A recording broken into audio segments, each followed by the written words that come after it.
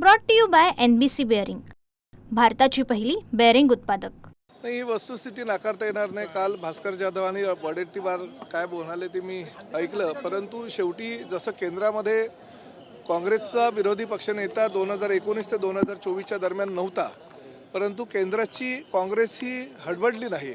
त्यांनी मेहनत केली 5 वर्ष आणि 2024ला विरोधी पक्षनेता होईल अशा प्रकारचं त्यांनी संख्याबळ निर्माण केलं। तीच परिस्थिती ह्या महाराष्ट्रामध्ये आहे। महाविकास आघाडीने सुद्धा पुढल्या 4 वर्षांमध्ये मेहनत करावी आणि आपला विरोधी पक्षनेता कसा काय 2029ला येईल यासाठी प्रयत्न करण्यापेक्षा जर त्यांनी आमच्यावर आरोप केले तर ते योग्य नव्हे।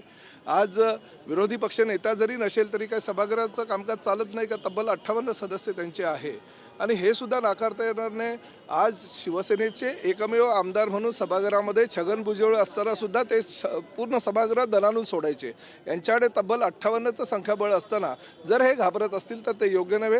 आणि शेवटी काल मुख्यमंत्री आणि उपमुख्यमंत्र्यांनी सांगितलेलंच आहे की विरोधी पक्षनेता देण्याची जबाबदारी ही सरकारची नसते किंवा मुख्यमंत्री किंवा उपमुख्यमंत्र्यांची नसते, ते अधिकार अध्यक्ष आणि सभापतींचे आहेत आणि त्यांनीही जाहीर केलेलं आहे की आम्ही योग्य तो निर्णय लवकरात लवकर घेऊ। त्यामुळे त्या विषयावर त्यांनी आरोप करण्याच्या ऐवजी राज्यातील शेतकऱ्यांना काय हवं आहे, कष्टकऱ्यांना काय हवं आहे, आमच्या महिलांना काय हवं आहे, आमच्या गोरगरीब सर्वसामान्य लोकांना काय हवं आहे याचा विचार करण्यापेक्षा फक्त त्यांना सत्तेचा मोह आहे।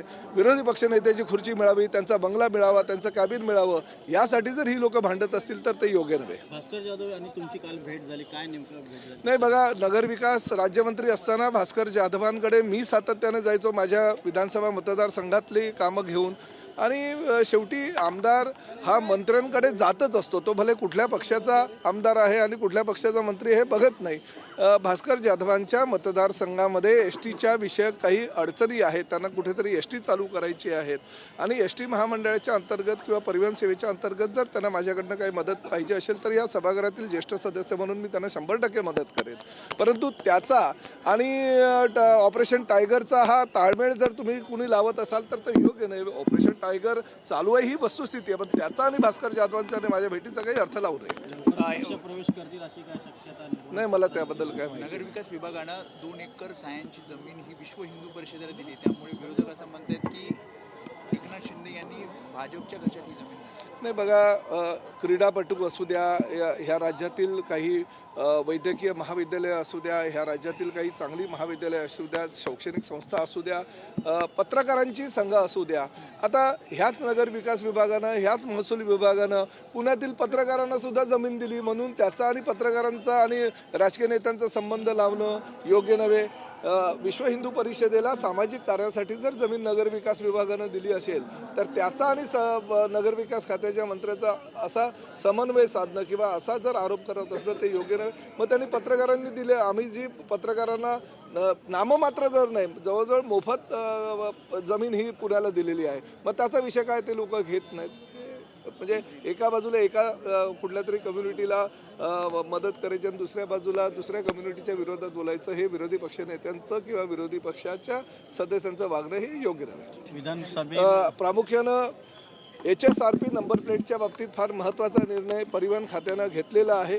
31 डिसेंबरपर्यंत HSRP नंबर प्लेटला ही मुदतवाढ दिलेली, ही 4थी मुदतवाढ आहे। आजपर्यंत 50% गाड्या राज्यातील 3 ठेकेदारांच्या माध्यमातून त्यांना HSRPची नंबर प्लेट लावण्यात आलेली आहे, परंतु पूर्णतः खरं तर 100% गाड्यांना सुरक्षिततेच्या दृष्टिकोनातून HSRPची नंबर प्लेट लावणं गरजेचं होतं, परंतु ठेकेदारांच्या माध्यमातून तशी काही उपाययोजना होताना दिसत नाही। म्हणून आम्ही असा निर्णय घेतलेला आहे की 1 जानेवारी 2026 पासून देशातील किंवा राज्यातील ज्या काही कंपन्या HSRP नंबर प्लेट शासनाच्या निकषानुसार बनवतात त्या सर्वांना HSRP नंबर प्लेट लावण्याच्या आम्ही सूचना करणार आहोत, जेणेकरून लवकरात लवकर पुढल्या 2 ते 3 महिन्याच्या कालावधीमध्ये पूर्णतः सगळ्या गाड्यांना HSRPच्या नंबर प्लेट बसवले जातात। स्पॉट टॅक्सी संदर्भात मुदतवाढ मिळणार आहे का? 31 डिसेंबर नंतर सुद्धा मुदतवाढ आता मिळणार नाही, 4थी मुदतवाढ आहे। शेवटी ठेकेदारांना जर काही आम्ही मुदत दिली असेल तर त्या मुदतीमध्ये त्यांनी काम करणं गरजेचं आहे। त्यामुळे आता मुदतवाढ न देता आम्ही खुल्या बाजारामध्ये नंबर प्लेट प्रत्येक म्हणजे शासकीय जो निकष आहे त्या निकषाच्या आधारे बसणाऱ्या प्रत्येक कंपनीला ती नंबर प्लेट लावण्याची परवानगी आम्ही 1 जानेवारीपासून देणार आहोत। रॅपिडो पूर्वी माझ्यावर आरोप व्हायचे की प्रताप सरनाईकांचा कुठला तरी ते गोविंदाच्या कार्यक्रमाला रॅपिडो स्पॉन्सर करणे, प्रताप सरनाईकांच्या आणि रॅपिडोचे काही लागे बांधले तर स्पॉन्सरशिप घेतलेली आता विरोधकांनाही कळेल. ज्या रॅपिडोनं शासनाची पायबंदी केली, शासनाच्या ज्या निकष आहेत, त्या निकषाच्या आधारे ही बाईक त्यांनी चालवणं अपेक्षित असताना किंवा टेम्पररी लायसन्स त्यांना दिलेलं असताना ते सरसकट या राज्यामध्ये खाली ज्या तरुणी आहेत त्यांचा आधार घेऊन त्यांना बाईक टॅक्सी चालवण्यासाठी प्रवृत्त करतायत.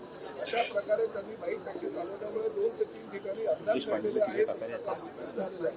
त्यामुळे असा निर्णय घेतला की ज्या ठिकाणी ही बेकायदेशीररित्या बाईक टॅक्सी दिसली त्यांच्यावर गुन्हे दाखल करायचे आणि आता फक्त चालवण्यावर गुन्हे नाही, जे मालक आहे रॅपिडोचे त्या मालकांवर गुन्हे दाखल करण्याच्या सूचना केलेल्या. कालपर्यंत 7 गुन्हे वेगवेगळ्या पोलीस स्टेशनला मुंबईत अन्य ठिकाणी 7 गुन्हे दाखल झालेले आहेत. तर अशा प्रकारे कायद्याचा भंग करत असेल कायदेशीर कठोर काही कारवाई करण्याची सूचना माझ्या. Brought to you by NBC bearing, भारताची पहिली बेअरिंग उत्पादक.